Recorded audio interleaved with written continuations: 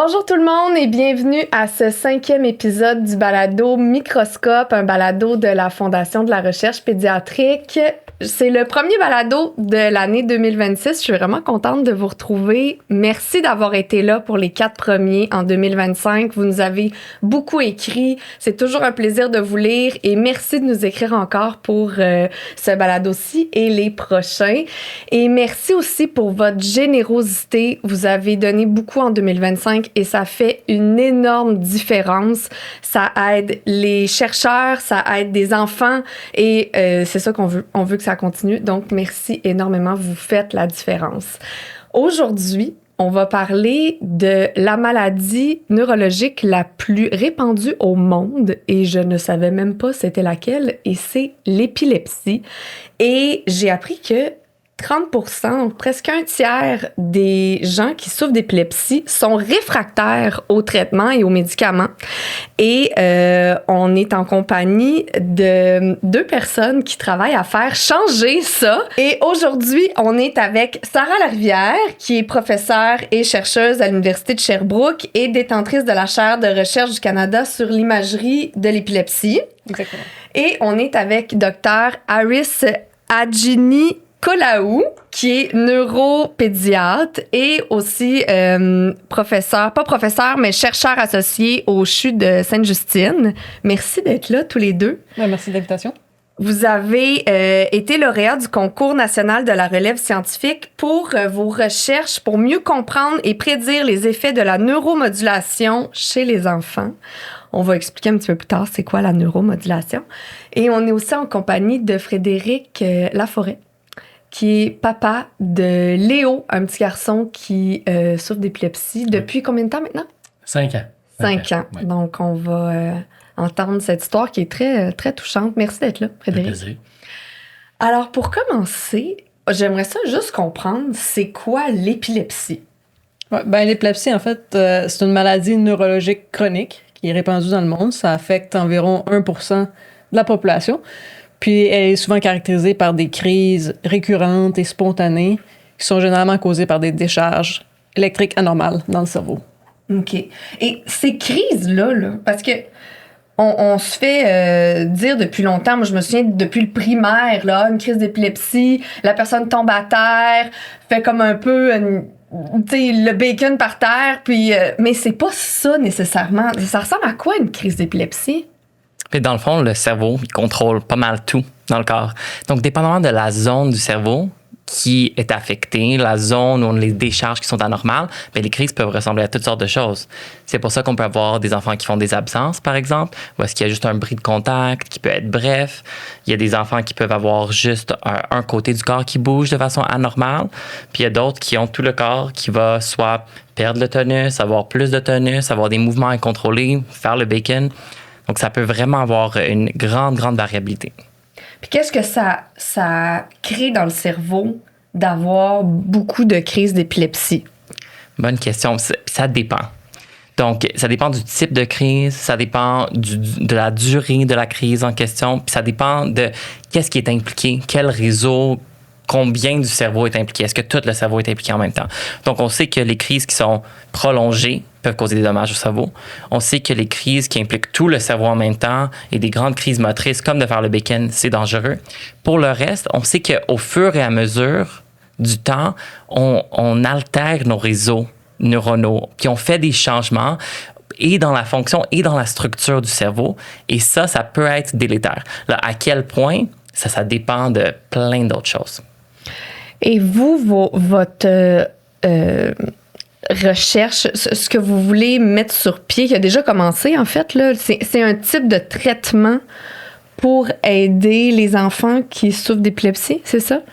Donc, dans le fond, le traitement existe déjà de façon clinique, mais il y a plusieurs choses, si on rentre un peu dans la neuromodulation, dont on n'a pas encore les réponses. Et c'est un peu vers là qu'on s'enligne avec la recherche. Donc, la neuromodulation, ça veut dire, c'est aussi appelé neurostimulation, mais c'est de changer ou de modifier ces réseaux-là cérébraux, les réseaux neuronaux qui sont anormaux. Et ça, on fait ça en stimulant de façon habituellement cyclique pendant jour et nuit, avec différents paramètres et différentes technologies. Donc, il y a des technologies qui sont non invasives, par exemple la stimulation magnétique transcrânienne, qui est une forme de neuromodulation. Il y a le stimulateur du nerf vague, qui est maintenant la façon la plus fréquente de faire de la neurostimulation de façon invasive employée au Canada. C'est quelque chose qu'on fait de façon clinique là, depuis plus que 30 ans maintenant. Puis, il y a des nouvelles technologies qui sortent progressivement avec la stimulation cérébrale profonde puis la stimulation neurodynamique qui sont employés de façon semblable avec une neurochirurgie qui va mettre des électrodes dans le cerveau à des endroits qui sont vraiment bien ciblés pour envoyer des stimulations de façon cyclique avec des courants à des dosages un peu prédéterminés. Mais on a plein d'inconnus. C'est qui les meilleurs candidats, à quel moment dans leur trajectoire, à quel endroit les implanter, quels paramètres utiliser, qui va mieux répondre à travers le temps. Est-ce qu'on peut avoir d'autres impacts sur leur cognition, sur leur sommeil, sur leur état psychologique, psychiatrique? Et c'est justement à travers des questions comme ça que notre collaboration débute. Puis c'est avec des éléments d'imagerie structurelle et fonctionnelle et tous les autres paramètres qu'on regarde, les changements avec l'électroencéphalogramme, les fils qu'on met sur la tête, les changements au niveau clinique, les changements rapportés par les parents et les familles, parce que c'est ça la chose la plus importante qu'on cherche à aller régler, qu'on arrive à certaines questions et qu'on veut trouver des réponses. Donc, c'est un peu plus holistique comme recherche. Puis est-ce que vous cherchez aussi... pourquoi certains enfants développent de l'épilepsie et d'autres non? Est-ce qu'il y a des réponses à ça, déjà? Ça, c'est une encore plus grande question. Oui, c'est ça. Qui touche pas le projet de recherche en particulier, mais que oui, on cherche avec d'autres collaborateurs, d'autres recherches, parce que l'épilepsie est vraiment très hétérogène en termes de causes. Okay. Il y a plusieurs qui sont juste génétiques. Et génétique, ça veut pas nécessairement dire une anomalie dans un gène, mais ça veut dire que c'est quelque chose de médié par l'ADN. Donc, quelque chose qui n'est pas nécessairement transmis par papa, pas nécessairement transmis par maman, mais qui est dans notre ADN. Donc, ça, c'est une grande cause qu'on voit. Mais on a aussi des causes structurelles, on a des causes infectieuses, on a des causes acquises comme des AVC qu'on peut avoir, on a des malformations cérébrales, on a des mutations dans certains canaux qui règlent la neurotransmission à l'intérieur du cerveau. Donc, vraiment très, très hétérogène comme cause. Il y a plusieurs causes. Mais on pourrait développer de l'épilepsie après un virus? Oui, tout à fait. On peut avec une infection ou de façon post-infectieuse avec ce qu'on appelle une encéphalite auto-immune, où est-ce que après une infection, notre corps, il réagit, notre système immunitaire, il réagit et peut nous laisser avec des séquelles d'épilepsie. C'est quoi la plus grande cause de l'épilepsie? Est-ce que c'est l'ADN ou c'est... Donc, si on regarde overall, on présume que ça va être génétique parce que dans la plupart des cas, on ne trouve pas de lésions structurelles. Quand on fait un IRM ou un CT scan, on ne voit pas d'anomalie dans la plupart des cas. Et dans la plupart des cas, chez les enfants, on est très chanceux. Avec le temps, ça s'en va. Donc, ça, c'est des cas qu'on présume vont être génétiques, même si on n'identifie pas un gène en particulier. Et donc, comme cette histoire naturelle-là, ce pronostic-là est bon, on passe moins de temps à chercher là-dessus. Mais c'est le tiers qui reste, le tiers parce qu'on n'est pas capable de trouver des solutions, que ça prend plus de notre temps en termes de recherche et clinique parce que c'est des cas où est-ce qu'on veut faire le plus possible, les aider le mieux possible et que ça évolue à une vitesse lumière. Ça commence vers quel âge habituellement, l'épilepsie? Mais la prévalence chez l'enfant est quand même assez élevée. Là. Je pense que ça peut aller jusqu'à 50 ou 80% qui va avoir un diagnostic avant l'âge adulte. Ensuite de ça, à l'âge adulte, ça diminue un petit peu. Puis ensuite de ça, après l'âge de 55 ans, c'est là qu'on commence à avoir un autre pic d'incidence, généralement causé par d'autres causes, pas nécessairement les mêmes que chez les enfants, mais suite à des AVC, des problèmes vasculaires. Ça, généralement, ça revient beaucoup après l'âge de 55 ans ou 60 ans. Chez les enfants, là, il y en a beaucoup aussi, comme on l'a mentionné, mais les causes sont pas nécessairement dues à cause d'un AVC, mais plus des malformations du développement du cortex, des lésions, des tumeurs, l'aspect génétique qu'on a mentionné. Ça, c'est tous des trucs qui reviennent assez souvent chez l'enfant. Donc, dans 50 à 80% des cas, c'est avant 18 ans que l'épilepsie va se déclarer pour la première fois, va être diagnostiquée. Frédéric, pour Léo, ça a commencé à quel âge? Léo, ça a commencé juste un petit peu avant ses 5 ans. Donc, très jeune. Très jeune. Nous, on avait un petit garçon qui s'évoluait super bien. On n'avait pas... on n'avait jamais entendu parler de ça, l'épilepsie, en fait. Là, c'était tout nouveau. Puis c'est arrivé soudainement, sans nous dire, sans nous avertir. Puis... ça a été quoi? Qu'est-ce qui est arrivé soudainement? Ça a été quoi le premier... C'était quoi la première déclaration? Première déclaration, c'est ma conjointe qui était dans le fond au parc avec lui. Puis il a juste arrêté. Il a arrêté au parc, il a levé les bras. Dans le fond, la tête et les yeux ont reviré, mais pas longtemps. À peu près une trentaine de secondes. Puis ça s'est comme replacé. Donc, dans le fond, la crise a terminé. Il y a eu un moment de confusion à peu près, dans le fond, on va dire 1 à 5 minutes là, environ. On était tout nouveau, on ne connaissait pas ça, comment ça fonctionnait avant.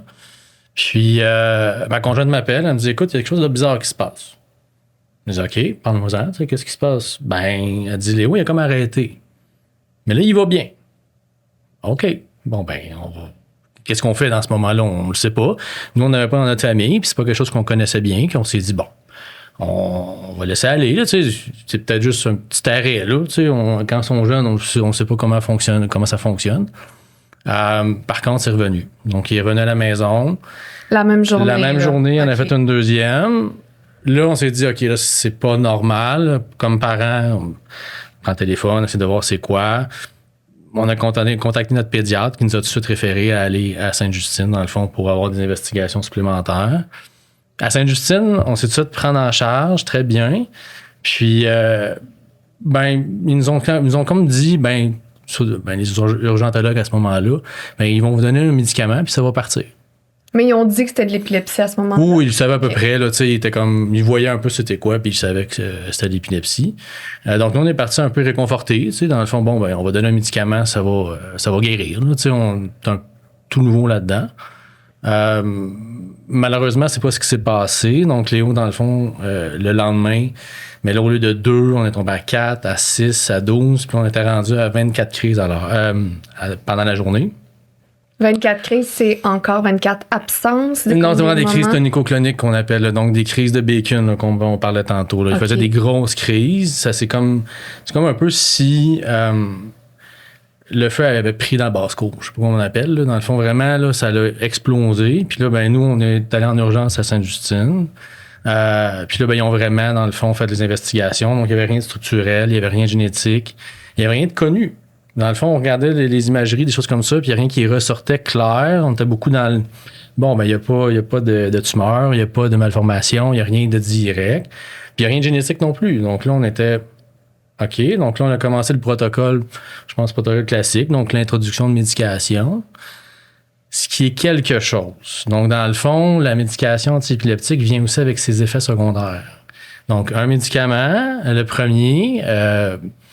Léo, il faut comprendre que c'est un petit garçon qui était très affectueux, très doux. Je suis désolé, je veux pas... Puis la première médication qu'ils ont donnée fonctionnait bien pour lui, mais il créait de la colère, de l'opposition.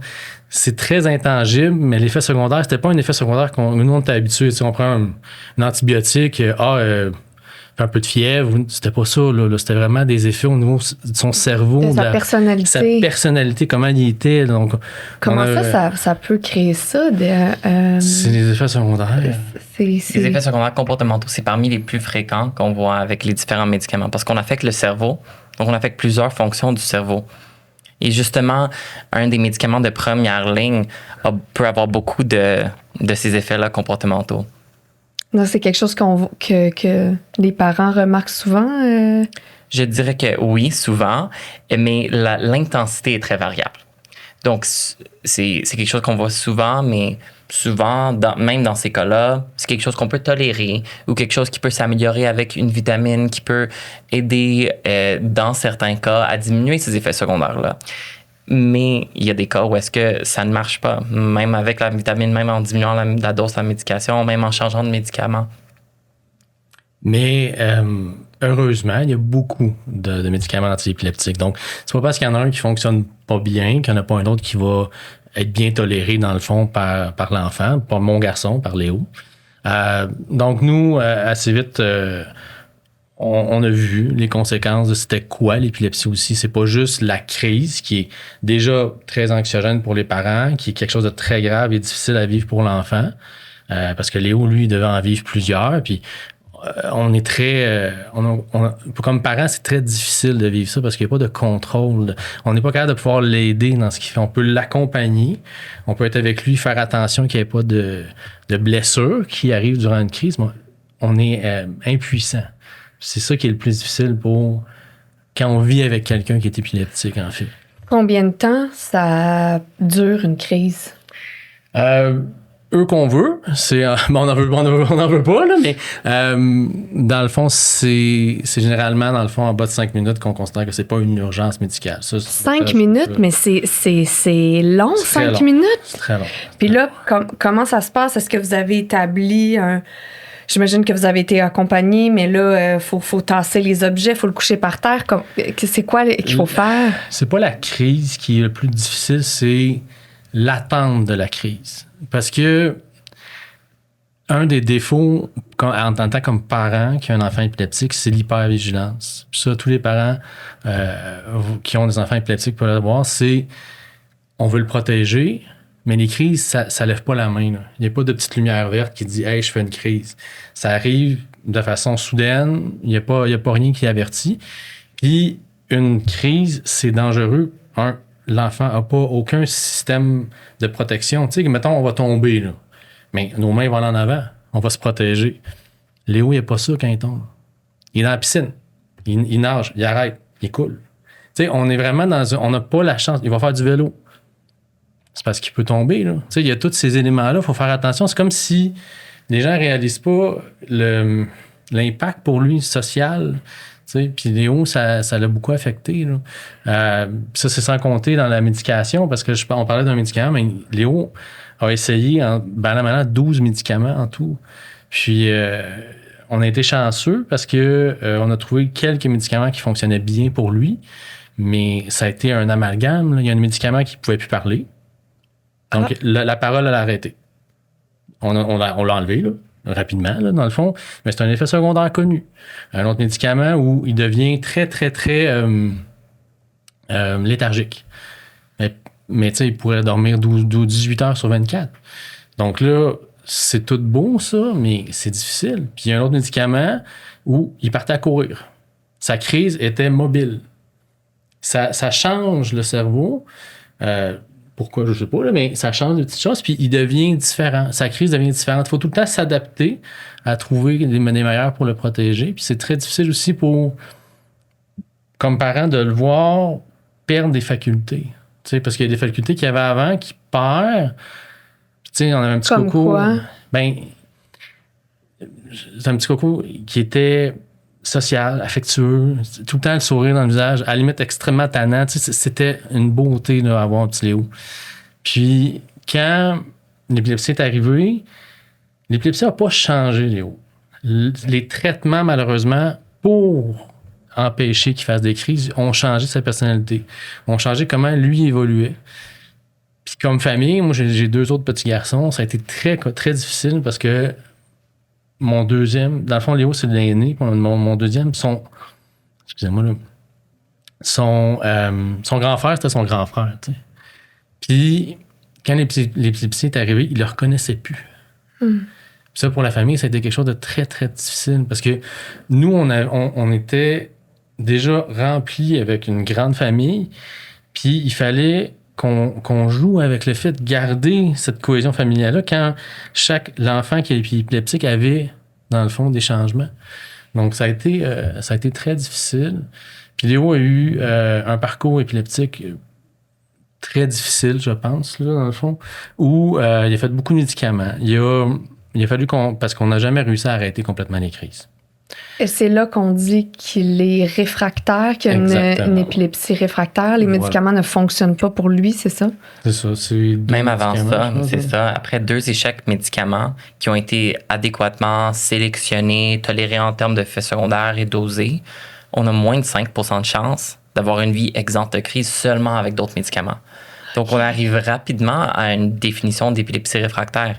Et c'est pour ça que c'est vraiment important de comprendre quand on arrive dans cette catégorie-là, on a toutes les autres choses dont Frédéric nous parle. On n'a pas seulement les épilepsies, comme les crises d'épilepsie. Les crises, les convulsions, c'est vraiment le type de l'iceberg. Tu as tout le reste qui vient avec. Puis des augmentations comme de la stigmatisation, de la peur, de l'anxiété, les coûts familiaux, les coûts sociétaux, puis le risque de mort subite. C'est des choses qui sont vraiment importantes. Lors d'une crise? Lors d'une crise et même entre les crises. Lorsqu'on a une épilepsie qui est non contrôlée, on est à risque de mort subite pour des raisons inexpliquées. Ça s'appelle Sudden Unexplained Death in Epilepsy Patients. Puis c'est 1 sur 1000 jusqu'à 1 sur 1200. C'est beaucoup. C'est beaucoup. C'est beaucoup. C'est extrêmement difficile à étudier parce que la plupart du temps, il n'y a pas personne pour witnesser qu'est-ce qui arrive juste avant la mort du patient. Donc, on a très, très peu d'informations pour aller de l'avant avec, mais qu'est-ce qui s'est passé puis qu'est-ce qu'on peut faire pour essayer d'éviter ces morts-là subites. C'est extrêmement difficile, là, puis c'est super épeurant pour les patients et les familles et les proches aidants. Oui, c'est ça, l'anxiété, comme tu dis. Il fait du vélo, il peut tomber n'importe quand. Comment vous avez fait? Est-ce qu'il y a eu des moments où vous aviez envie de tout le temps l'avoir près de vous? Comment ça s'est passé pour vous, ça? Est-ce que vous le laissiez aller dans la piscine, faire du vélo? Comment ça marche? Au début, non. On s'est catégorisé un peu par un hélicoptère. Donc, toujours essayer de le protéger, d'être autour de lui, de faire ce qu'on pouvait pour le protéger, mais c'était pas quelque chose qui était bon non plus pour lui, pour son développement à lui. On a, pas par plaisir, pas par choix, mais par obligation, il a laissé plus d'air, qui nous crée de l'anxiété fois 1000. C'est pas quelque chose qu'on a le goût, mais il faut qu'il soit comme les autres. Il faut qu'il puisse... C'est important, la sociabilité pour Léo, en tout cas, le vélo, la nage. Il aime ça faire du kayak, de la pêche. On a comme sorti, on a accepté de dire, mais écoute, la maladie, elle va rester. Mais il faut pas définir sa vie par la maladie. Il faut l'accepter puis vivre avec. Puis, on n'a pas le choix d'être dans cette mentalité-là qui, pour nous, comme parents, c'est tellement contre-intuitif parce que tout ce que tu veux faire, c'est protéger c'est comme ton petit louveteau, là, tu veux empêcher qu'il y ait une blessure. Mais l'épilepsie, c'est pas, ça ne permet pas d'avoir cette sécurité-là. Puis, je vois souvent, des amis avec des enfants où ils ont un œil, mais un peu à 180 degrés sur leurs enfants. C'est comme pas tout à fait un œil. Moi, j'ai une oreille et un œil qui est à 100% du temps quand même focusé sur mon enfant en tout temps. Même si je ne le regarde pas, je l'entends. Puis mon cerveau a été modifié là, pour protéger, dans le fond, Léo de ça. Puis à date, on touche du bois, là, ça va bien, puis on évolue bien. Mais Léo, son retour dans son histoire qui a pas eu facile, ben on a eu, sur son épisode de 5 ans, on a eu un 3 ans où on était à la recherche de médication, puis on a eu quand même une lune de miel d'1 an environ, où on avait un beau médicament, où Léo allait bien, puis il faisait quand même pas beaucoup de crises, environ 1 ou 2 par jour, tu sais. Pour nous, c'est pas beaucoup, là, mais... 1 ou 2 par jour, c'était pas beaucoup. Non, c'est ça, parce que c'est monté à combien dans les périodes où il en faisait le plus? Là, on a rencontré Dr. Hadjikulehou. Mais c'est ça, c'est important de dire que t'es le médecin de Léo. Ouais, c'est ça, donc tu connais bien l'histoire. C'est notre pilier, là, c'est lui qui s'occupe de notre garçon, puis on est très content et heureux de l'avoir parmi nous. Puis, ben, c'est ça, c'est que là, dans le fond, Léo, la 3e année de son épilepsie, malheureusement, les médicaments ont commencé à faire moins effet.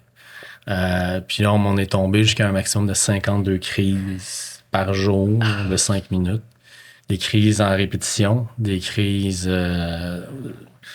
ça a été un moment extrêmement difficile parce que on voyait notre garçon dépérir. On avait pas mal fait la gamme de médicaments. Tu sais, quand t'es rendu où on rencontre les médecins nous disent « Écoute, il reste pas grand-chose. » On a des médicaments expérimentaux qu'on peut essayer, mais tu sais, on est sur la fin là, de la possibilité de médication pour votre enfant. Donc, heureusement, mais dans le fond, Sainte-Justine, dans le fond, Dr. Hadjikulehou, ont fait les investigations d'urgence. Ça, c'était en janvier 2024 pour voir s'il y avait une possibilité que Léo ait une chirurgie curative. Malheureusement et heureusement. Donc, je vais le dire les deux, pour commencer par le malheureusement, puis on ira avec le heureusement après. Malheureusement, dans le fond, nous, tout au cours de l'histoire de Léo, au niveau de son épilepsie, on a toujours eu... Parce que l'espoir, c'est très important pour les parents qui ont un enfant malade, un enfant grandement malade. c'est la base, c'est ce qui nous permet d'avancer, c'est ce qui nous permet d'espérer qu'on va arriver à des jours meilleurs. Puis les jours sont pas toujours plaisants, sont pas toujours.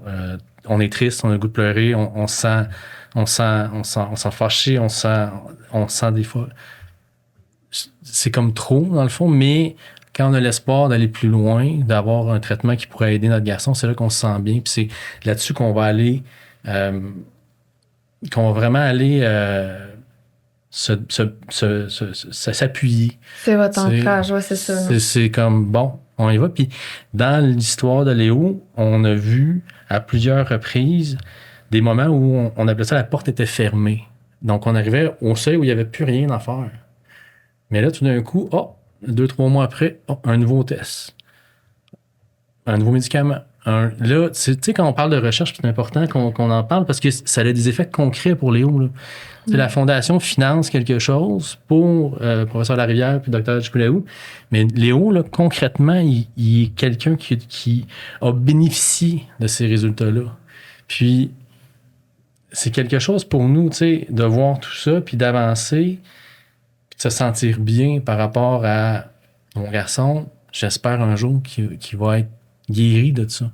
Mais bon, là, on revient à janvier 2024. On est annoncé que Léo, malheureusement, ne pourra pas avoir de chirurgie parce que ce n'est pas curatif. Il a un réseau épileptique et non, c'est bifrontal environ. J'ai pas le détail. Ouais, je peux en parler. Donc, il y a différentes sortes d'épilepsie, si je comprends bien. Donc, l'épilepsie, si on parle au niveau électrique, les grandes catégories, c'est focale, donc qui vient d'un endroit, un foyer qui est bien précis, ou généralisé. Donc, il vient des deux hémisphères en même temps, avec des réseaux qui sont plus étendus. Donc, ça, c'est les grandes catégories. Mais il n'y a pas tout le monde qui lit les livres, là, puis qui fait exactement ce qu'on a étudié, puis de la façon dont on aimerait que les choses se passent. Donc, chez Léo, comme il faisait un seul type de crise, et il en fait toujours un seul type de crise, on avait une grande hypothèse de pouvoir trouver un foyer. Et on a fait justement des bilans pré-chirurgicaux pour essayer de voir est-ce que c'est possible d'aller trouver, d'identifier un foyer qu'on peut réséquer de façon sécuritaire sans causer de déficit. Et avec le bilan non invasif, qui incluait aussi plusieurs méthodes d'imagerie de recherche et d'imagerie plus poussée, on n'a pas trouvé assez d'informations pour avoir une zone concrète. Donc, on a même été à un bilan invasif où on a mis des électrodes dans son cerveau. Dans le cerveau? Ça se fait, ça? Ça se fait depuis très longtemps. Okay. Puis à Montréal, on a vraiment une longue histoire là, avec Penfield puis l'Institut neurologique. Donc, on est chanceux d'être dans le monde à un endroit qui est très stratégique pour ces explorations-là. Mais chez les enfants, avec des électrodes de profondeur qu'on appelle de stéréoélectroencéphalographie, ça se fait pas depuis si longtemps. Donc, on a fait une plan d'implantation. On a implanté Léo avec de multiples électrodes principalement avec notre hypothèse principale qui était frontale gauche, mais impliquant aussi l'hémisphère droit pour être certain qu'il n'y avait pas d'implication de l'autre côté, ainsi que le lobe temporal un petit peu pour avoir des belles marges. Et on a trouvé que le réseau qui participait aux crises était trop étendu pour être enlevé puis impliquait justement les deux hémisphères. Parce que sinon, vous êtes capable d'aller enlever la partie du cerveau qui cause les crises. C'est Exactement. quelque chose qui se peut, ça. Oui. OK. Donc, et là, finalement, quand il y en a trop, ben là, c'est pas possible parce que Ou quand c'est des deux côtés, parce que là, on n'est pas capable de compenser. Si on est souvent capable d'aller enlever un lobe, par exemple, mais si c'est les deux lobes qui font la même chose, donc les deux lobes ici, dans ce cas-ci, les lobes frontaux, on peut pas enlever les deux lobes frontaux. Il va trop avoir de déficits importants. OK. Et donc là, c'est ça. Vous avez eu la mauvaise nouvelle que la chirurgie n'était pas possible. Oui, ça a été un peu comme le plancher a craqué sous nos pieds. Là. On a vraiment trouvé ça extrêmement difficile parce qu'on avait beaucoup l'idée du curatif en tête. C'était notre espoir, tu sais, notre enfant il va guérir de ça un jour. Puis là, on comprenait que c'était pas le cas. Donc, dans le fond, là, c'est difficile comme parent de dire, bon, mais comment est-ce qu'il va vivre sa vie Puis, il faut comprendre qu'il faisait 52 crises de 5 minutes par jour.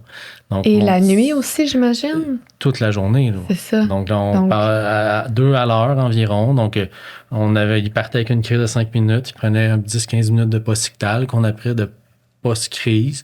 Il y avait un 20 minutes de calme, puis ça repartait. Donc, comment il verbalisait ça, Léo? Tu sais, comment il se sentait? Lui? Qu'est-ce qu'il disait par rapport à ce qui son état? Pour lui, il dormait. OK. Pour lui, il m'a dit une fois, il dit, papa, je veux pas que tu repleures quand je fais dodo. Parce que c'est comme ça qu'il le ressentait. Il était pas tout à fait en contrôle de son propre corps. Donc, nous, on comprend que c'est quelque chose on n'a aucun contrôle. Là, on subit, on veut l'aider, puis il était sur de la forte médication là, pour essayer de contrôler le tout, avec un médicament expérimental en plus. Qu'à ce moment-là, pour vrai, moi et ma conjointe, on trouvait ça très difficile. C'est ça arrivait souvent que vous pleuriez pendant ces Il faut, crises. Je veux pas faire... je pense que en tant que parent qui a un enfant malade, qui a une maladie grave, c'est important de pleurer, c'est important de vivre ses émotions parce que il faut toujours se relever. Il n'y a pas de moyen où tout d'un coup on arrête et on dit il est plus malade, c'est fini, puis on continue notre vie. Là. Il faut accepter que c'est la réalité, puis de vivre ça pour après ça être présent pour ton enfant, pour être présent pour l'aider, parce que c'est ça l'important. Là, ta petite vie qui va bien, c'est pas tant important. Là. C'est d'aider ton enfant au maximum pour lui dire, mais regarde, je vais être là. T'sais. Tu tombes dans la catégorie parent pour toujours, j'appelle. C'est correct, mais les enfants, ce qui est difficile, c'est qu'ils n'ont pas choisi. T'sais, ils vivent avec, puis c'est des guerriers, là, c'est des grands combattants, parce que jamais Léo va me dire hey, je vais pas bien ou lui là il prend toute sa médication, il va se lever le matin, il va aller à l'école, il va faire comme un garçon normal, mais il y a 2 boulets en arrière qui traînent là, que nous on traîne pas là. Puis jamais il va dire que c'est quelque chose qui le dérange. Non. Au contraire. Ou est-ce qu'il a peur ou même pas? Même pas, pour lui c'est rendu normal. Ils ont une résilience incroyable. Est-ce que c'est typique des enfants que tu vois, Harris? Il n'y a pas vraiment de typique. Il n'y a pas vraiment de typique, non, okay. Mais pour en avoir vu, là, Léo, c'est vraiment un guerrier. Ouais. Puis ça vient, une grande partie vient de lui, mais ça vient aussi de la structure familiale autour de lui, le support qu'il ressent. C'est pas tout le monde qui a la chance d'avoir tout ça autour d'eux. Ouais. C'est quoi les impacts pour la famille? Oui, puis couple aussi, puis vous dans votre vie, votre carrière, on est dans notre malchance, on est chanceux. Nous deux, on est dans nos comptes, on a nos propres compagnies mutuelles, on a quand même, avec liberté. Tout ça, c'est quand même des grosses responsabilités aussi. Oui, on est dans des domaines qui nous permettent d'avoir de la latitude, puis c'est quelque chose qui est important, je pense, surtout quand on a un enfant malade. Mais pour le couple, c'est vraiment quelque chose qui est difficile. Puis je pense que nous, ce qui nous a vraiment soudés, là, c'est que l'objectif d'aider Léo, ça nous a ramené à la base. Puis le moment difficile qu'on a vécu à Sainte-Justine par rapport à son épilepsie, l'espoir de le guérir, ça nous avait toujours amené à aller plus loin. T'sais. Puis aujourd'hui, Léo va bien, on va aller plus loin. Oui, c'est ça, on va expliquer pourquoi. Parce que à ce moment-là, il fallait que les deux on puisse être ensemble puis qu'on puisse s'aider mutuellement parce qu'il n'y a pas de recette gagnante. Puis les couples, pour le mien, on a réussi à se retrouver, mais je sais que c'est pas facile quand on a un enfant malade. Puis mettons, on parle statistiquement parlant, c'est pas... je pense que c'est comme 80% des couples qui ont un enfant malade qui se séparent justement parce que la difficulté de gérer ça, en fait. Mais bon, nous, dans notre malchance, Dr. Adjikulaou, dans le pire, il nous a vraiment connus dans le pire de notre vie. C'était subtil, OK? Il nous a offert, il dit, écoutez, je ferai quelques stimulations pour Léo. Puis là, il vient nous annoncer, dans le fond, qu'il n'y avait pas de chirurgie. Donc, on comprend que nous, moi et ma conjointe, on n'allait pas bien, là. On pleurait, on était... Mais, tel qu'il est, il dit non, on va continuer, mais il nous en a pas parlé. Il a fait de la stimulation intracrânienne à Léo. La petite stimulation. Ça, Là, c'est quoi, ça, pour de la tester. stimulation? C'est-tu avec les électrodes Exact. qui avait toujours, là, Qui avait dans son Il y intracrânien? avait toujours. Parce que OK. quand on implante un enfant avec des électrodes dans le cerveau, il y a deux choses importantes. Un, c'est d'enregistrer l'activité anormale, qui est l'activité entre les crises et l'activité pendant les crises, mais aussi de stimuler à travers les électrodes qui sont déjà présentes pour voir quelles sont les fonctions importantes situées à chacun des endroits. Parce que c'est un moment vraiment précis dans la trajectoire de cet enfant-là. On ne va pas avoir une opportunité comme ça une deuxième fois, dans la plupart des cas, de aller puis vraiment voir quelle est la fonction qui est associée avec chaque endroit. Quel endroit, en stimulant, est-ce qu'on est capable de avoir des crises typiques ou des crises qui sont atypiques? Et qu'est-ce que ça nous dit, justement, sur la cartographie de ce cerveau particulier? Une crise typique et une crise atypique, c'est quoi? Donc, c'est sûr que si je passe un courant électrique chez n'importe qui, éventuellement, là, avec assez de courant, je vais générer une crise. Donc, c'est vraiment important de pouvoir savoir que quand je génère une crise en stimulant, que je génère vraiment une crise typique, parce que c'est représentatif pour le patient et ça nous aide dans la planification. Mais si je génère une crise qui est atypique, ça veut soit dire que j'ai trop mis de courant à un endroit où il ne fallait pas en mettre, ou que le cerveau est peut-être plus sensible à cet endroit-là, mais pas assez pour générer des crises spontanées. C'est pour ça qu'on ne voit pas ces crises-là de façon spontanée. C'est ça que vous cherchez? Ou Mais on cherche plus à comprendre les fonctions OK. et de voir la reproductibilité si on en a de crises typiques. OK. Et est-ce que ces électrodes-là, il les a toujours? Est-ce que c'est quelque chose que vous laissez là ou Non, il faut les enlever à un moment donné? Faut les enlever éventuellement. OK. Ouais, quand on a assez d'informations, on procède à les enlever. OK. Et ça, la plupart du temps, ça prend 2 semaines. Mais avec la quantité de crises que Léo avait, ça a juste pris quelques jours. Pour que vous puissiez avoir un... Suffisamment d'informations. OK. Et là, je reviens à la stimulation que vous faisiez. Tu dis... c'est que et ils ont et fait, vous l'avez même pas oui, dit, puis... oui. Non, ils nous l'ont demandé quand OK, même. C'est pas OK. ça. C'est juste que, tu sais, ils ont fait des tests supplémentaires qui aujourd'hui pavent la voie où Léo va beaucoup mieux.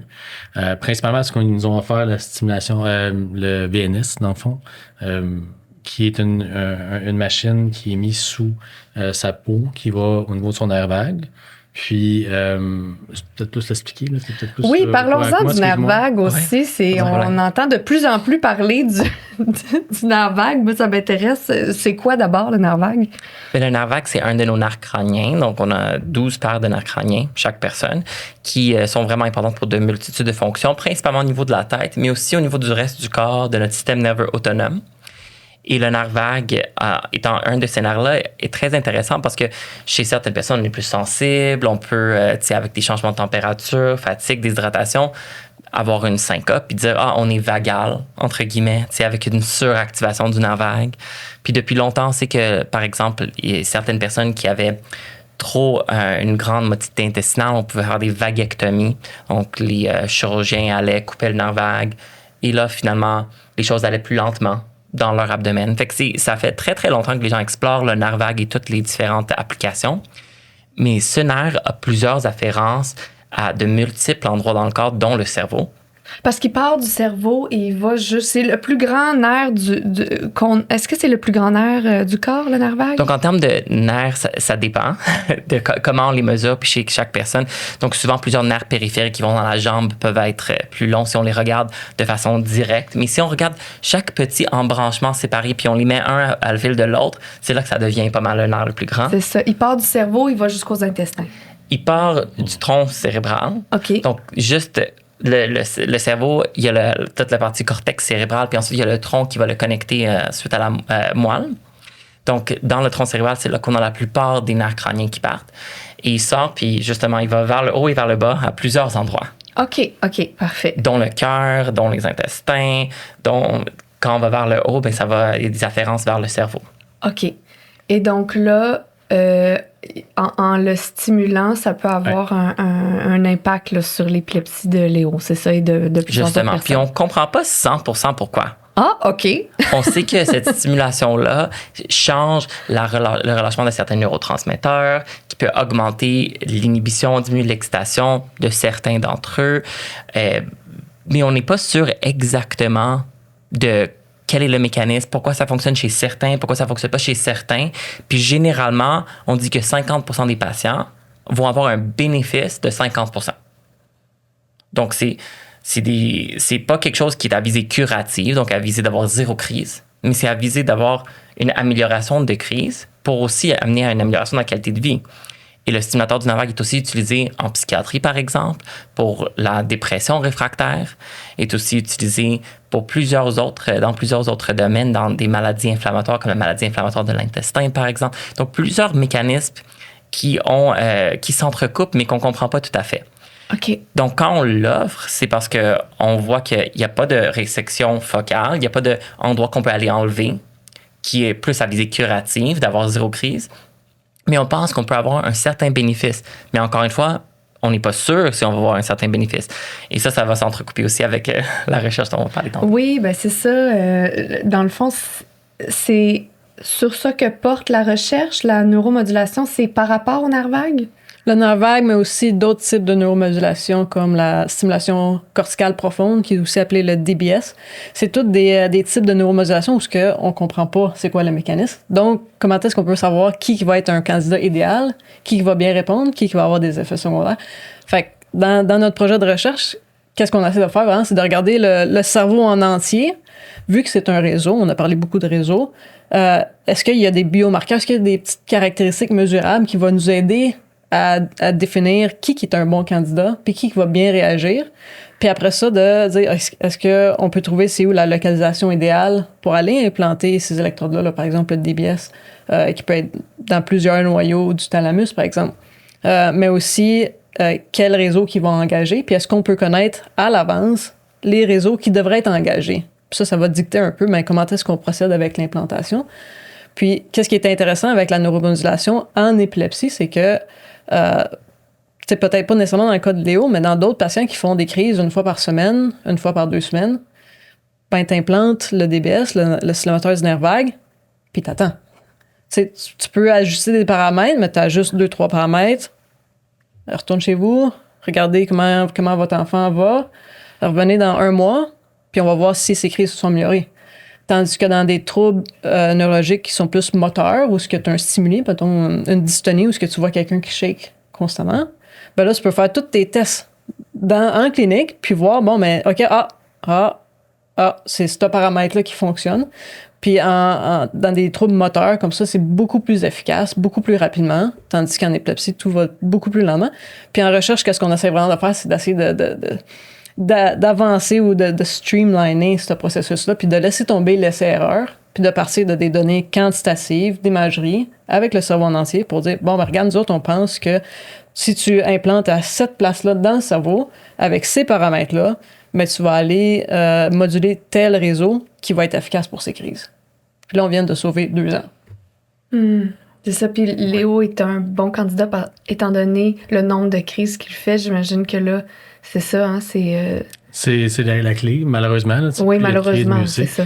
Puis, ce que professeur Sarah a dit, c'est effectivement ça. C'est que, comme Léo, quand on a installé, Dr. Duclos avec Dr. Verne, on a installé le VNS, ben, ça a pris du temps. Ça n'a pas été du jour au lendemain bénéfique. Donc, Léo faisait encore 52 crises. On avait réussi à diminuer avec des gros dosages de médicaments. Diminuer l'intensité et la quantité de crises à peut-être une 20aine par jour, mais tu sais, c'était pas une vie, là. On n'est pas là-dedans. Là. Nous autres, on acceptait ce qu'il y avait devant nous comme portrait, mais on le savait que pour lui, c'était quelque chose qui était vraiment... Sa qualité de vie était très, très faible, là, dans le fond. À cause des médicaments très forts et des crises. Ouais. Et du nombre de crises encore qui est trop élevé. Quand on dit implanter le VNS, si j'ai bien compris, c'est quoi exactement? On le met où? C'est quoi que ça fait? Comment ça stimule? Donc, VNS, c'est Vagal Nerve Stimulator. Donc, c'est le stimulateur du nerf vague, c'est la même chose. Puis ça, c'est la première des technologies qu'on en a discuté. Puis ça, c'est implanté. Il y a un générateur de courant qui a l'air d'un pacemaker, comme un pacemaker cardiaque. Donc, un petit générateur de courant, c'est comme... c'est plus grand qu'un Toonie, OK, pour vous donner une idée. Puis c'est épais comme moins d'1 centimètre. OK? Donc, quand même, une petite mini-POC qui est implantée sous-cutanée, vraiment au niveau pectoral supérieur ou des fois au niveau de la ligne axillaire antérieure. Donc, juste où est-ce qu'on a comme l'aisselle en antérieur. Et ça, c'est sous la peau dans une petite poche. OK. Et ça, c'est connecté par un fil jusque le nerf vague dans la portion qui est dans le cou. Donc, il y a une incision au niveau du cou, une incision au niveau de où est-ce que le générateur va rentrer. OK. Et c'est tout. Et C'est ça une chirurgie d'un donne jour. des petits... Je vulgarise, là, mais ça donne comme des petits chocs électriques au nerf vague. Exactement. Donc, il envoie des stimulations de 3... Il y a comme 3 paramétrages avec la technologie actuelle qui est utilisée la plus couramment. Donc, il y a le paramétrage de base où est-ce que de façon cyclique, on donne une stimulation. Donc, par exemple, typiquement, lorsqu'on commence, c'est 30 secondes de stimulation, 5 minutes sans stimulation. Et ça repart. Toute la Sur journée. 24 heures. OK, Ouais. OK, c'est beaucoup Ça, de c'est la stimulation. stimulation de base. Ça, c'est de base, OK. Ensuite, on a une stimulation supplémentaire qui est lorsqu'on détecte ce qu'on appelle une tachycardie ictale.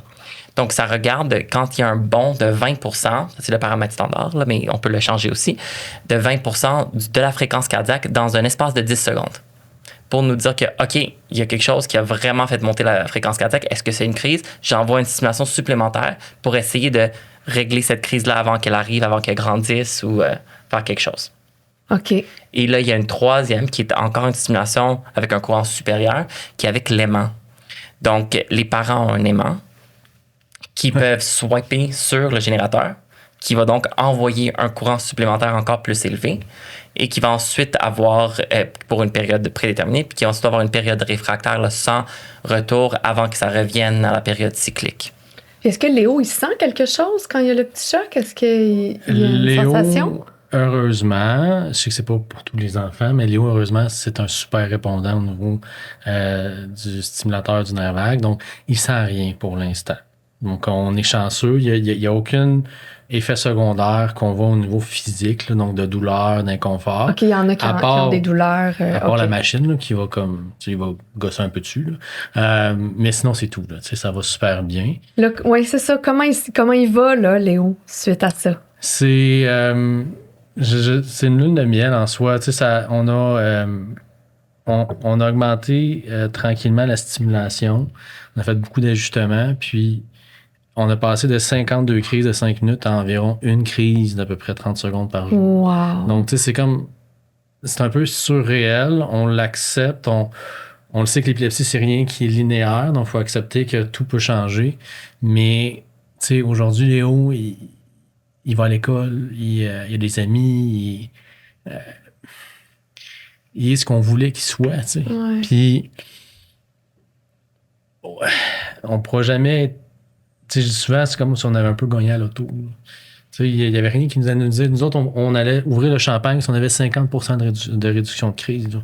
Parce que c'était comme un peu ce qu'on savait. Mais ça a été vraiment un grand succès. Puis il y a la réduction de crise, mais la réduction de la médication. Puis ça, pour Léo, ça a été quelque chose qui a été extrêmement... Ça nous a ramené notre garçon. Son comportement, sa façon de voir la... Tu sais, imagine prendre des grands médicaments qui te donnent beaucoup d'effets secondaires, puis du jour au lendemain, tu enlèves la moitié parce que la machine fonctionne assez bien pour te permettre de le faire. Donc là, nous, on n'en revient pas. Tu sais, c'est comme un peu ça, puis c'est important. C'est pour ça que je trouve vraiment important d'en parler d'un, de remercier la recherche, parce que c'est ce qui fait la différence. Tu sais. C'est ce qui fait la différence pour les enfants qui vont être diagnostiqués épileptiques, pour ceux qui le sont déjà. Puis, je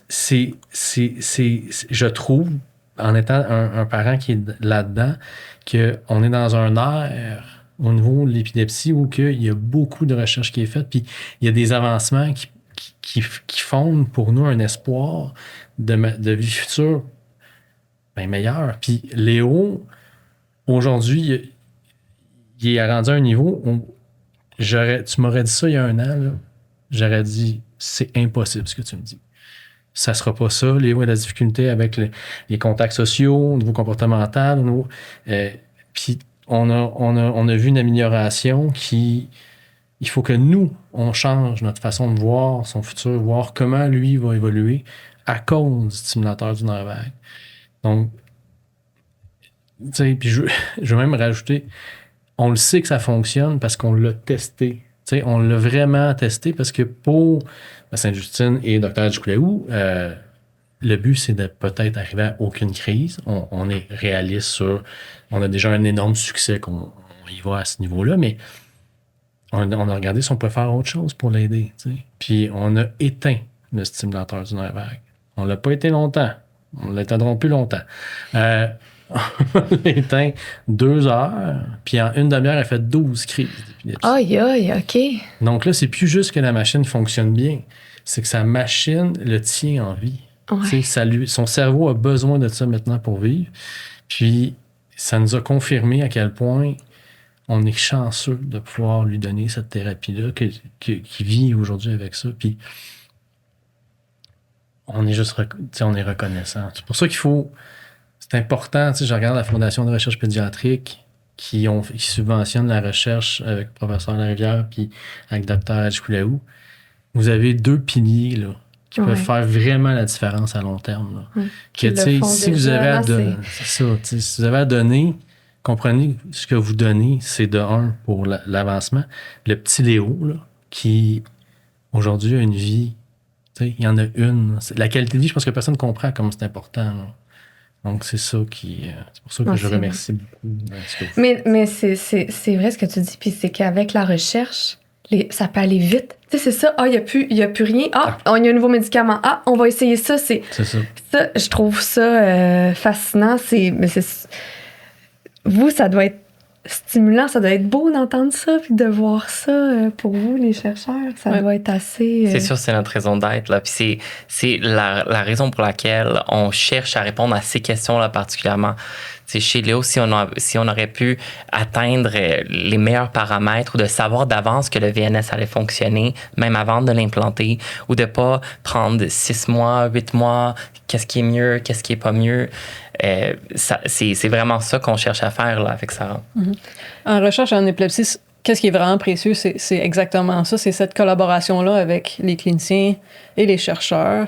Puis d'entendre ton témoignage, Frédéric, c'est extrêmement touchant pour moi. Moi, j'en vois pas des patients. Donc, moi, c'est 100% recherche. Puis, tu sais, j'ai eu la chance d'avoir des excellents mentors dans ma vie qui m'ont vraiment martelé. Quand tu fais un projet de recherche, garde en tête qui est au bout de la ligne, c'est qui ça va aider. Ça va-tu aider la famille, les patients, ou tu fais ça juste pour aider ton CV, tu sais. Fait que de toujours s'aligner avec un but clinique en tête qui va aider quelqu'un. Puis des témoignages comme le tien, Frédéric, aident vraiment, vraiment beaucoup, je pense, la recherche. Puis aussi à juste déstigmatiser la maladie, de déstéréotyper la maladie. Je trouve ça beau que Léo, pour lui, c'est normal, vivre avec l'épilepsie, ça devrait être normal. Je connais plusieurs personnes qui ont l'épilepsie, puis pour eux autres, c'est comme si c'était un mal de tête. Moi, j'ai des migraines. Pour moi, c'est normal, avoir mal à la tête. Pour elle, elle a des crises d'épilepsie, c'est normal. Puis c'est correct, puis ça devrait être normal. Ça devrait pas être un événement, à chaque fois. Pourquoi tu as voulu faire de la recherche sur l'épilepsie? J'ai grandi avec un frère qui est atteint d'épilepsie. Fait que j'ai vraiment baigné dans cet environnement-là là, de tout jeune âge. Je pense qu'il a été diagnostiqué à 6 ans. Donc, j'ai grandi avec un frère épileptique sans trop savoir qu'est-ce qui se passait. Là. J'étais vraiment jeune, mais je trouvais ça fascinant d'aller voir tous les tests qu'il allait faire. Puis éventuellement, quand il a eu 18 ans, il a accepté d'avoir une chirurgie au CHU de Sherbrooke, donc où est-ce que je travaille présentement, avec les neurologues et les neurochirurgiens avec qui je travaille. Puis cette chirurgie-là, lui, dans son cas, l'a vraiment, vraiment aidé. Il a été 15 ans sans crise, mais c'est revenu il y a 2 ans. Puis là, on refait les procédures. Il refait les procédures pour avoir une deuxième chirurgie parce que la technologie a avancé. Donc, dans son cas, il y a peut-être, c'est ça, il y a de l'espoir encore où il pourrait avoir, ça a marché une fois, peut-être que ça pourrait marcher une deuxième fois pour un autre 15 ans. Puis, c'est une technologie qu'il n'y avait pas il y a 15 ans, donc c'est quand même très spectaculaire. Tu parlais de stigmatisation et tout ça. Est-ce qu'il y a beaucoup de tabous autour de cette maladie-là, vous diriez, qui est, comme je disais au début, la plus répandue au monde là, au niveau neurologique, ce que j'ignorais? C'est sûr qu'il y en a. Puis je pense que ça dépend énormément du background de la famille, de la culture de la famille, s'ils connaissent des gens qui sont atteints. Parce que souvent, lorsque moi j'annonce les diagnostics d'épilepsie à tous les jours, puis pour moi, c'est comme le quotidien. Mais pour la famille que je rencontre, je prends tout le temps une pause avant de rentrer dans la salle parce que pour eux, c'est la pire journée de leur vie. Même si on parle de plus que 50% des épilepsies focales pédiatriques vont disparaître avec l'âge, comme eux, dès qu'ils entendent le mot épilepsie, dès qu'ils entendent crise convulsive, là, eux, ils imaginent un enfant polyhandicapé, non-verbal, non-ambulatoire, dans un centre, aucune indépendance. Donc, il faut déconstruire toute cette partie-là dès la première rencontre. Donc, c'est hyper, hyper important qu'on voit d'où ils viennent, d'avoir une approche humaine, d'être là avec eux parce que c'est vraiment, vraiment difficile. Ah, c'est sûr, c'est sûr. Oui, définitivement. C'est de l'accepter puis d'être présent. Mais l'épilepsie, souvent, pour moi, en tout cas, je réalise c'est un peu la maladie invisible. Les gens la voient pas. Parce que la majorité sont non réfractaires, donc ils ont une médication. Donc, ils ont un 30% qui fait des crises. Puis comme, par exemple, mon Léo à moi, mais majoritairement, ces crises sont la nuit. Donc, tu sais, souvent, on fait des interventions, on discute ensemble, puis, tu sais, je vais parler avec sa professeure. Ah, ben, pourquoi est-ce que vous faites des investigations pour une chirurgie? Tu sais, Léo va bien, mais c'est parce qu'ils ne voient pas ce qui se passe. Puis, les gens ont une tendance au niveau de l'épilepsie, puis c'est important de faire du rayonnement par rapport à ça, puis d'en parler, parce que les gens n'en parlent pas. Les gens vivent avec la médication et restent secrets. Donc, juste dans mon travail, dans ce que je fais, je suis très ouvert à en parler de l'épilepsie. Là, c'est quelque chose que, pour moi, c'est important d'en parler. Puis, juste le fait que j'en ai parlé, tout d'un coup, là, les gens ont commencé à m'en parler moi aussi. Puis là, moi aussi, mon garçon, moi. Tu restes. Ben voyons. C'est plus répandu qu'on pense. Vraiment beaucoup. Puis, tu sais, quand on dit que c'est la maladie la plus importante neurologique, ben ça l'est pour vrai. Tu sais, c'est juste que les gens n'en parlent pas. Donc, c'est important un peu parce que plus on en parle, plus on accepte. Tu sais, puis, ça nous amène à aussi, comme parents ou comme adultes, de l'accepter, dans le fond, la maladie. Tu sais, d'accepter, comme mon garçon, lui, il l'accepte. Là, tu sais. Il a vécu avec ça toute sa vie, puis c'est quelque chose qui fait partie de lui. Il appelle ça faire ses rêves. Tu sais. C'est même pas négatif en tant que tel. Là. C'est encore dans le positif. Puis même sa machine qu'il a, sa boîte magique qui chasse les monstres. Tu sais, il y a son petit terme. Pourtant, ça pourrait être vu très négativement. Du tout. C'est vu positivement parce qu'il sait que ça lui fait du bien. Il me le demande des fois, là, quand est-ce qu'on va l'enlever, mais on essaie de jouer un petit peu là-dedans en disant regarde, ça te fait du bien, il faut vivre avec ça. Mais quand je dis c'est une maladie invisible, c'est que les gens ne le réalisent pas, puis c'est important qu'on en parle. Puis la recherche, c'est plus que nécessaire parce que, tu pourrais me corriger si je me trompe, mais en l'espace des 20 dernières années, le pourcentage de réfractaires reste le même. Tu sais, on évolue dans tout, là. Mais l'épilepsie, ça reste 30% qui est réfractaire, qui n'a pas de guérison complète, ce qui est un peu anormal en tant que tel, compte tenu de l'évolution de la technologie, l'évolution, dans le fond, de la recherche. Puis de faire de la recherche, c'est ce qui va permettre un jour de peut-être tomber à 20%, à 15%. Puis c'est du monde, c'est des gens. Tu sais, Léo, il a vécu, il vit avec cette recherche-là. C'est ce qui l'a amené aujourd'hui à vivre une vie normale, tu sais. Puis... Tu sais, je m'avance, mais pour nous, au niveau de l'espoir, quand on était à Sainte-Justine puis que ça allait pas bien, notre espoir était nul. On était présent pour lui, mais on n'avait pas d'espoir pour le futur. Puis aujourd'hui, tout ça a été ravivé par la recherche, par ce qui s'en vient, parce qu'on le sait qu'il y a quelque chose qui s'en vient. Tu sais. Donc, c'est ça qui est beau dans tout ça. C'est beau. C'est touchant de t'entendre. Je suis sûre que ça va résonner pour plusieurs parents, soit qui ont un enfant épileptique ou un enfant qui a une condition gravement malade, là, qui ça malade, va pour toutes les... Ouais, il y en a, les hôpitaux sont pleins, là. Il y en a pas. Là, donc, Puis dans votre recherche avec cette nouvelle, ce nouveau traitement-là qui est la stimulation du nerf vague, est-ce que là, le but, c'est de trouver plus de paramètres pour, comme tu disais, Sarah, là, trouver plus de paramètres pour savoir à qui ça peut être bon d'offrir ce traitement-là, mais pour l'offrir plus, est-ce que c'est un traitement qui est encore à ce jour plus rare, si je peux dire, ou puis vous aimeriez qu'il soit utilisé un peu plus? Donc, le stimulateur du nerf vague, ça, c'est assez répandu là, depuis plus de 30 ans. Mais c'est les autres technologies de stimulation cérébrale qui sont plus des inconnus, puis ont beaucoup plus de paramétrage, beaucoup plus de variabilité dans ce qu'on peut faire. Donc, c'est ce qu'on appelle Deep Brain Stimulation, Responsive Neurostimulation, qui sont des types de méthodes de stimulation, mais qui sont intracrâniennes. Donc, avec des électrodes implantées directement dans le cerveau, comme les électrodes qu'on avait mis tantôt pour les investigations. Oui. Mais maintenant, de façon chronique. Permanente. OK. Et ça, c'est là où est-ce qu'on... Si on trouve que ça fonctionne bien, évidemment, d'en mettre plus. Si on trouve que ça fonctionne bien chez certaines personnes, ben de le mettre plus chez ces personnes-là. Si on trouve que ça fonctionne mieux à un certain moment de la trajectoire du patient, c'est ça. Parce que la qualité de soins, c'est de pouvoir offrir le meilleur traitement, mais au bon patient puis au bon moment. C'est pas juste de dire « Ah oui, on donne ça à tout le monde ». C'est pas comme ça que ça marche. Puis on sait que l'épilepsie est tellement hétérogène, les réponses vont être tellement hétérogènes. Et justement, c'est tous ces paramètres-là, tous ces biomarqueurs, comme Sarah a dit, qu'on cherche à identifier pour voir qui peut bénéficier de quel traitement particulièrement, à quel moment, à quel endroit, avec quels paramètres, augmenter à quelle vitesse. C'est tellement une matrice avec une infinité de possibilités, là. C'est ça, parce qu'en ce moment... Il y a des traitements, mais comme vous dites, on sait que ça marche, mais on sait pas pourquoi. Donc là, vous voulez mieux comprendre pourquoi chaque traitement fonctionne pour mieux l'ajuster. Oui, exactement. Si on prend, par exemple, l'exemple de Léo, si on le prend dans notre projet de recherche, par exemple, on le mettrait dans le scanner IRM pour prendre des images de son cerveau avant l'implantation.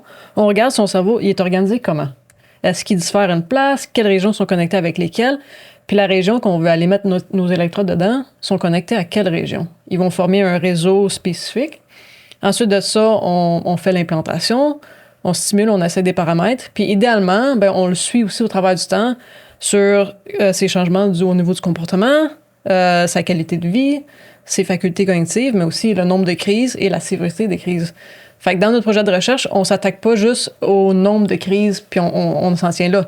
On comprend très bien que l'enfant a une vie complexe, puis on veut essayer de balancer la réduction des crises, mais aussi avec sa qualité de vie. Donc, si on se rend compte que, si on module tel réseau, mais là, il peut plus parler, il devient aphasique, c'est pas mieux, là. T'sais. Fait que vraiment, qu'est-ce qu'on essaie de faire, c'est d'essayer de trouver les paramètres idéaux pour aller moduler son réseau, le réseau à Léo, qui est responsable de ses crises à lui, mais de faire ça pour chaque enfant spécifique. Donc, chaque enfant qui passe par la clinique avec Dr. Harris, chaque enfant devient notre propre sujet de recherche où ce qu'on dit, OK, là, on s'attaque à lui. Qu'est-ce qu'on fait? Qu'est-ce qui est idéal pour cette personne-là spécifiquement? Donc, on s'en va loin des études où on prend des gros groupes homogènes de patients qui ne représentent pas la clinique, puis on y va patient par patient, puis qu'est-ce qu'on peut faire? Puis éventuellement, on va en connaître assez pour dire, regarde, tu as un nouveau patient qui arrive, voici ton information que tu as déjà collectée de 200, 500 patients auparavant. Puis c'est ça qu'on pense qu'il va arriver avec peut-être même un gauge. Tu as 85% de chance de réduire tes crises, puis peut-être 30% d'effets secondaires transitoires qui vont durer 2 mois. Fait qu'évidemment, d'avoir un rapport beaucoup plus complet pour informer la famille, pour informer les cliniciens, puis continuer à perfectionner la recherche dans tout ça. Et là, vous en êtes où dans votre recherche, justement? Là, ça fait combien de temps que cette recherche-là a commencé? Qu'est-ce qui reste à faire? Puis qu'est-ce que vous souhaitez là, dans les prochaines années? Oui, donc ça fait quelques mois déjà qu'on a commencé. Là, on a un petit échantillon de patients qui ont été implantés avec le DBS, donc les électrodes dans le noyau du thalamus. Puis on essaie de voir... On a déjà l'information sur ces patients-là avant et après la chirurgie. Donc, on sait exactement... environ 6 mois après, est-ce qu'ils sont répondants ou pas. Puis là, on essaie de voir c'est quoi les réseaux qui sont impliqués. Est-ce qu'il y en a un qui est commun pour ceux qui répondent? Est-ce qu'il y en a un qui qui est commun pour ceux qui répondent pas? Puis est-ce qu'il y a des corrélations avec les indicatifs de qualité de vie, par exemple? Donc ça, c'est encore tout nouveau. Là. Je pense qu'on va avoir nos premiers résultats au printemps, à l'été. Est-ce que ça augure bien? Ça augure bien. On le souhaite. OK, parfait. OK. Combien de patients? Je suis curieuse. En ce moment, on n'a seulement que 20. Donc, c'est pas, tout petit. c'est tout comme petit. échantillonnage. OK. Mais heureusement, au Québec, surtout, on est très, très collaborateurs. Donc, on a la chance de travailler avec plusieurs hôpitaux, dont avec ARIS, mais aussi avec l'Institut neurologique de Montréal, avec le CHU à Laval. Donc, on essaie de collecter le plus de données possible pour avoir vraiment un meilleur échantillon de la patientèle québécoise, puis aider nos patients ici. Tu dis on est chanceux parce que ça se fait pas nécessairement partout, cette collaboration-là? Pas nécessairement, non. Ah non? Non. Ça devrait l'être, mais oui. ça l'est pas toujours. Ben, je suis contente de savoir que nous, on l'est. C'est mieux comme ça.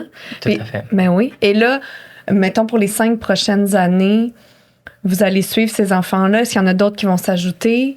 Oui. Ça continue de s'ajouter. Ça demeure une sélection qui est clinique, mais cette sélection-là, maintenant, justement, elle est pas optimale parce qu'on n'a pas les informations supplémentaires qu'on discutait pour savoir qui est le meilleur candidat. Donc maintenant, c'est utilisé un peu comme une dernière option, un dernier recours. Mais est-ce que ça devrait l'être ou est-ce que chez certaines personnes, on devrait savoir que non, ça, on le sait avec ton âge, ton type de crise, le fait que tu es déjà réfractaire, tu as besoin de ça, puis on est mieux de ne pas attendre 5 ans de plus pour que le réseau devienne plus difficile à traiter.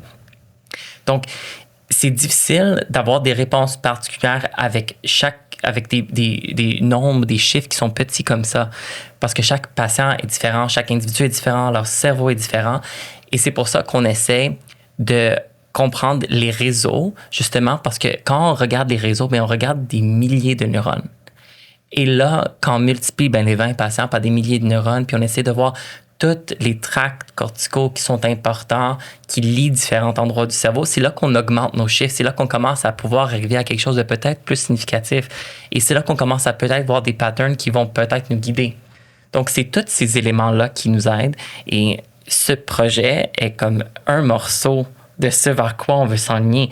Parce qu'un jour, on aimerait être rendu à l'endroit où est-ce que dès le diagnostic, bien, on a déjà une bonne idée de quelle sera la trajectoire et on va pouvoir conseiller avec de meilleures informations dès le début. Parce que là, la partie la plus difficile pour les parents, c'est vraiment l'incertitude. Parce que quand on rentre et on diagnostique une nouvelle épilepsie, bien, on ne sait pas si c'est la seule, ils ne vont plus jamais faire d'autres crises dans leur vie, ou si ils vont avoir une épilepsie réfractaire, ils vont avoir une vie qui va être raccourcie par quelque chose, d'autres comorbidités qui vont être très significatives, ils vont devoir vivre plusieurs interventions, plusieurs traitements, thérapies différentes. C'est quelque chose qu'on ne sait pas au moment du diagnostic. Donc, tout ça, c'est pour nous informer et pour vraiment aider cette conversation avec les patients, puis éventuellement aider tous les enfants qui ont une épilepsie. Ah ben, bravo pour le travail que vous faites. C'est honorable, c'est merveilleux. Je souhaite que ça aille bien et vite. Mais j'imagine que ça va être long, là. Ça va être sur plusieurs années, cette recherche-là. Alors moi, j'ai dédié ma carrière à la recherche en épilepsie, donc je vais continuer jusqu'à temps qu'on puisse guérir le plus d'enfants possible. Mais en recherche, c'est toujours un peu plus long. Puis on veut que ça soit long aussi. Là, on veut bien faire les choses puis les faire juste une fois. Puis on veut pas juste essayer d'avoir le plus de données possible puis garrocher quelque chose aux cliniciens sans avoir la certitude que ça fonctionne vraiment. Tu sais. Donc, on prend notre temps, on fait les choses bien. Puis, écoute, on s'en va dans la bonne direction. Donc, pour moi, moi, je vois beaucoup d'espoir en recherche en épilepsie. Donc. Bravo. C'est tellement important ce que vous faites. C'est très touchant. C'est très touchant, cet épisode-là, vraiment, là. Mais et je suis contente de savoir que Léo va bien. Ouais. Ben, Léo va bien, puis Léo vous remercie aussi. Hein. Juste, c'est important.